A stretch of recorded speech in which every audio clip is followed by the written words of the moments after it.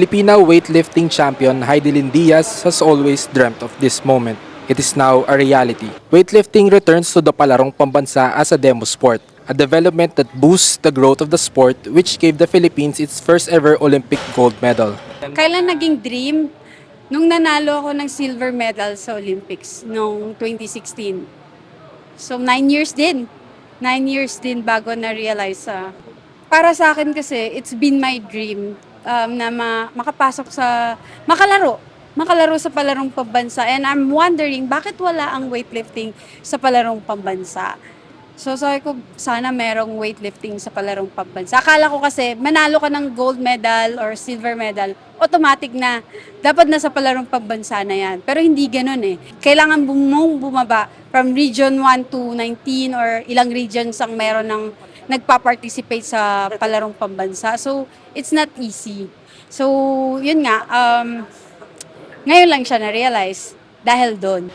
After winning the historic Olympic gold medal in the Tokyo Games in 2021, Heidelin doubled down on her mission of generating more exposure for the sport and discovering the next crop of Filipino weightlifters.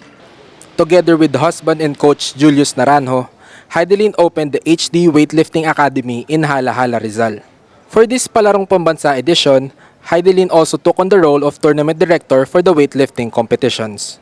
Sa mga athlete, it's a big opportunity for them. Why? Kasi, okay, they start doing weightlifting, then wala silang makitang competition or once a year competition only. But unlike if it is in Palarong Pambansa, may district competition, district meet, may provincial meet, may regional meet, and national meet. So dito pa lang, salang-sala na ang atleta. Nakikita ko kasi yung excitement ng mga bata na, maglalaro kami. So may nilook forward sila. Tapos whenever they receive uniforms, ang saya-saya nila. So, wow. For me, it's a very fulfilling na makita yung saya nila. Calabarzon is touted as one of the strongest contenders in the sport as 8 of its 10 representatives are products of the HT Weightlifting Academy. One of them is 16-year-old Cristel Sarcauga, an incoming grade 11 student at the Bayugo National High School.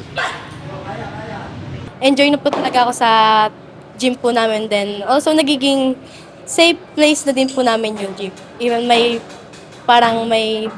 problem po kami sa bahay, sa school po, or sa something naman po na problema po namin.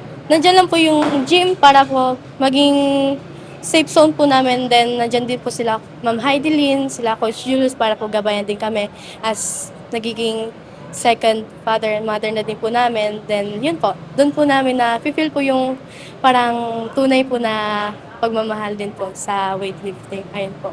Like Cristel, 15-year-old Renzo Memoracion of the Hala-Hala National High School has found his calling in the sport. Kasi po pag wala ako doon sa weightlifting, parang gala-gala lang ako sa kalsada, basketball, palaging injury. Nung na-discover ko po yung weightlifting, parang mas nakaka-enjoy kasi nakapunta ako kung san-san. Hindi kagaya sa basketball, dyan lang sa amin.